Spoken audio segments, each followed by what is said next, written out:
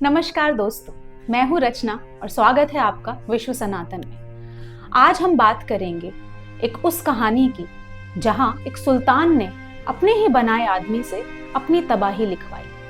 कहते हैं हर राजा के दरबार में एक ऐसा दिन आता है जब उसका सबसे भरोसेमंद आदमी उसका सबसे बड़ा दुश्मन बन जाता है। मिथकों में शिव का भस्मासुर था जो वरदान पाकर उन्हीं को मिटाने चला, और इतिहास में अलाउद्दीन खिलजी का भस्मासुर था मलिक काफूर।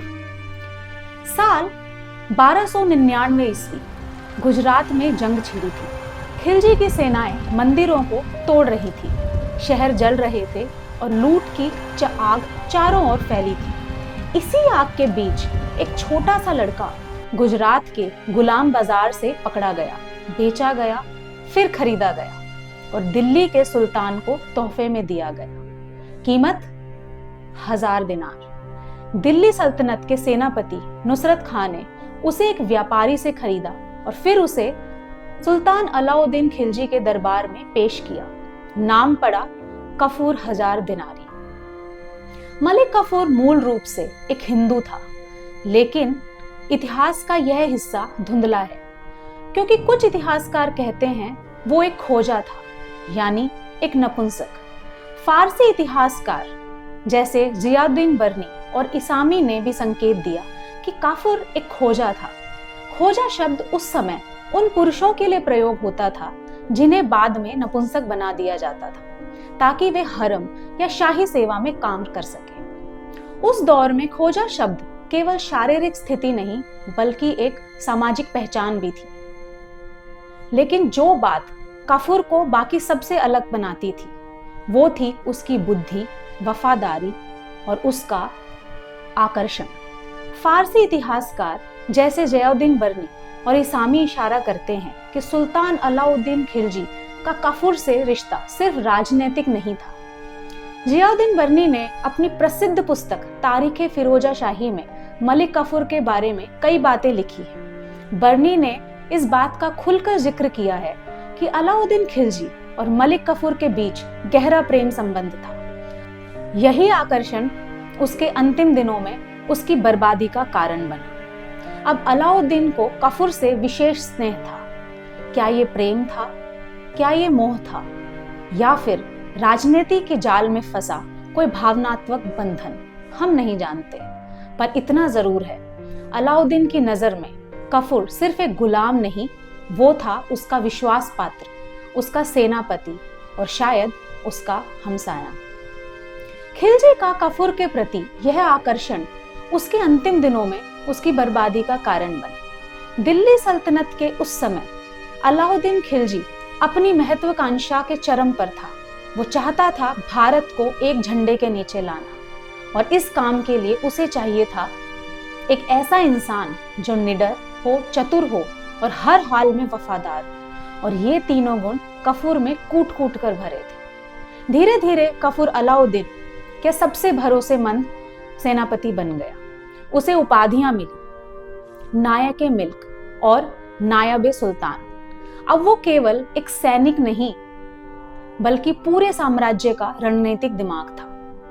काफूर की अगुवाई में दिल्ली सल्तनत ने दक्षिण भारत की ओर कदम बढ़ाए। सन 1307 से 1311 के बीच काफूर ने ऐसे अभियान चलाए जिनसे दिल्ली की सीमाएं समुद्र तक पहुंच गई। देवगिरी 1307 यादव राजा रामचंद्र को हराया। राजा को न केवल कर देना पड़ा बल्कि उसे अपनी बेटी भी सल्तनत को सौंप दी। वारंगल 1310 काकतीय राजा प्रताप रुद्र देव को झुकना पड़ा। काफूर ने यहां से अनगिनत रत्न और खजाने दिल्ली भेजे। द्वार समुद्र 1311 होयसाल राज्य से सोना और हाथी हासिल किए। मदुरै 1311 पांड्य राज्य तक पहुंचा। काफूर वह पहला मुस्लिम सेनापति था जिसकी सेना तमिलनाडु तक गई थी। इन अभियानों से दिल्ली सल्तनत का खजाना भर गया। इतना धन और सोना आया कि दिल्ली की गलियां चमक उठी।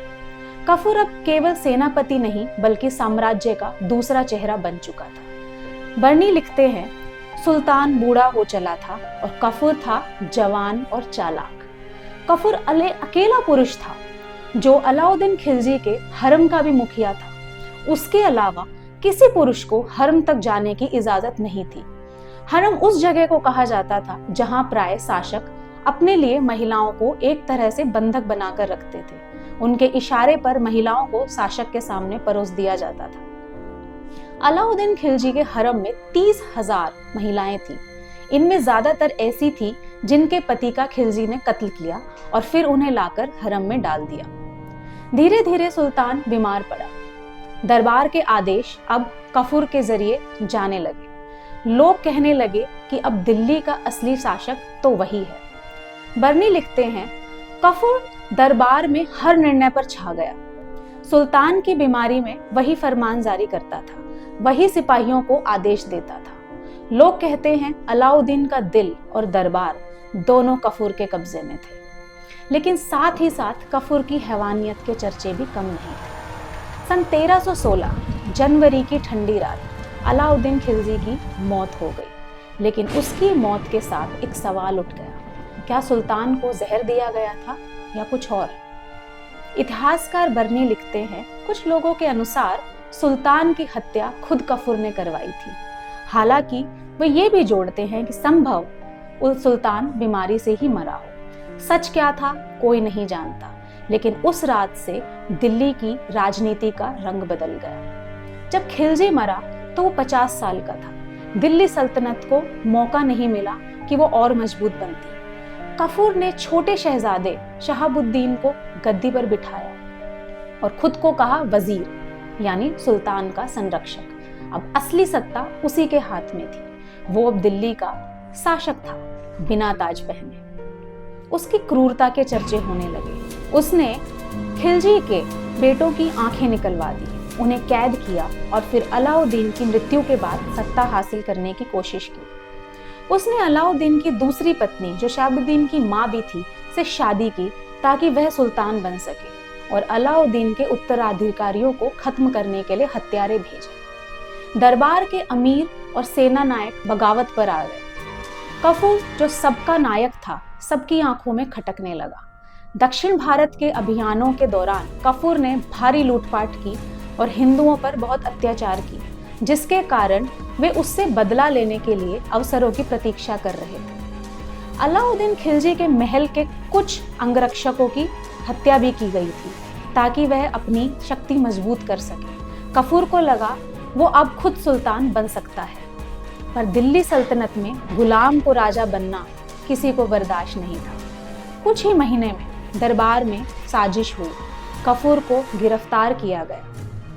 कफूर की यह क्रूरता और महत्वाकांक्षा उसकी मृत्यु का कारण बनी। उसके ही अंगरक्षकों ने उसे मार डाला और फिर खिलजी वंश के अंत की शुरुआत हुई। बर्नी और इसामी दोनों लिखते हैं उसे बड़ी बेरहमी से मारा गया। कहते हैं उसकी चमड़ी जिंदा उतरवाई गई थी। इतिहास के पन्नों में उसका नाम मिटा दिया गया। ना कोई मकबरा, ना कोई कब्र का निशान, बस कुछ पंक्तियां, कुछ अफवाहें और एक रहस्य। कौन था मलिक कफूर? धन्यवाद।